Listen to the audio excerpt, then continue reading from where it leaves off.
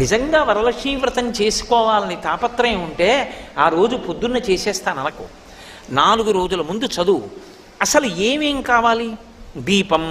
దీపం, ఒత్తులు, ఆవు నెయ్యి లేదా నువ్వుల నూనె రాయి, ఓ అగ్గిపెట్టి, అగరవత్తులు వెలిగించడానికి పెట్టుకోవడానికి ఏదో ఒక పరికరం, నీరాజన పరికరం, నైవేద్యం అన్ని టిక్కు పెట్టుకో. మీరు ఒక్క మాట జ్ఞాపకం పెట్టుకోండి, పూజ అన్న మాటకు అర్థం ఏమిటో తెలుసా? మీరు పీటల మీద కూర్చున్న తర్వాత పూజ ప్రారంభం కాదు. పూజ బాగా జరగడానికి మీరు ముందు చేసేటటువంటి సాధన అంతా పూజే.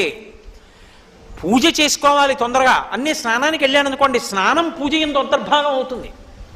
నేను తొందరగా తెమలాలి, అందుకు పేపర్ చదవను అన్నాను అనుకోండి, ఇప్పుడు పేపర్ చదవకపోవడం పూజ ఎందు అంతర్భాగం అవుతుంది.